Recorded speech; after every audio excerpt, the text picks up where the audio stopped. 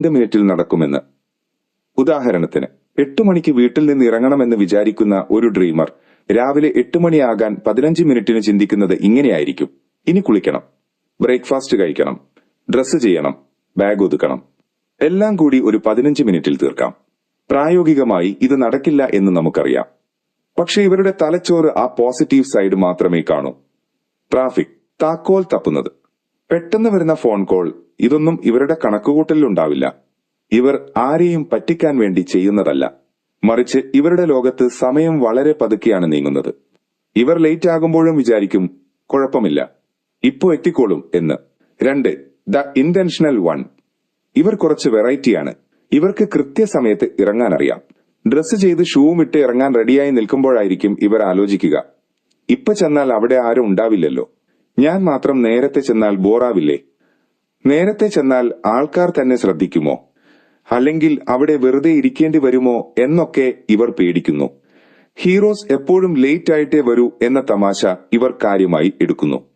കൃത്യസമയത്ത് എത്തുന്നത് ഒരു സമ്മർദ്ദമായിട്ടാണ് ഇവർ കാണുന്നത്. അതുകൊണ്ട് തന്നെ ഒരു 10 മിനിറ്റ് വൈകി ചെന്ന് ഒരു ഗ്രാൻഡ് എൻട്രി നടത്താനാണ് ഇവർക്കിഷ്ടം. 3. The over thinker. മൂന്നാമത്തെ ആൾക്കാർ ഓവർ തിങ്കേഴ്സ് ആണ്. ഇവർ വൈകുന്നത് മടികൊണ്ടല്ല, മറിച്ച് ഇവരുടെ തലച്ചോറിലെ ചിന്തകൾ കാരണമാണ്. ഏത് ഡ്രസ് ഇടണം, നീലയാണോ ചുവപ്പാണോ നല്ലത്, ഈ ഷൂ മാച്ച് ആകുമോ, ഇനി അവിടെ ചെന്നാൽ ആരെങ്കിലും എന്തെങ്കിലും ചോദിക്കുമോ, ഇങ്ങനെയുള്ള ചെറിയ കാര്യങ്ങളിൽ ഇവർ കുടുങ്ങിപ്പോകും.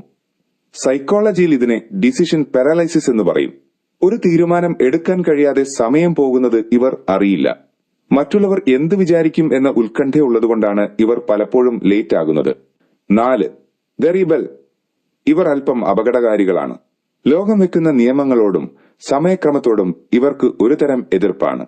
9 മണിക്ക് ഓഫീസ് എന്ന് പറഞ്ഞാൽ എന്നെ ആരും നിയന്ത്രിക്കേണ്ട എന്നൊരു ചിന്ത അറിയാതെ ഇവരുടെ മനസ്സിലുണ്ടാകും. ഇവർ ലേറ്റായി വരുമ്പോൾ ഒരു കുറ്റബോധവും ഉണ്ടാവില്ല. കയ്യിൽ ഒരു ചായയും കുടിച്ച് വളരെ സാവധാനം നടന്നു വരുന്നത് കാണാം. ഇതിനെ റിയാക്ടൻസ് എന്നാണ് മനഃശാസ്ത്രം വിളിക്കുന്നത്. സമയത്തെ അനുസരിക്കുന്നത് കീഴടങ്ങലായി ഇവർ കാണുന്നു. സ്വന്തം ഇഷ്ടപ്രകാരം ജീവിക്കുന്നു എന്ന് കാണിക്കാനുള്ള ഇവരുടെ ഒരു വഴിയാണിത്. 5. ദി ഓവർലോഡർ. അവസാനത്തെ ആൾക്കാർ വളരെ പാവങ്ങളാണ്.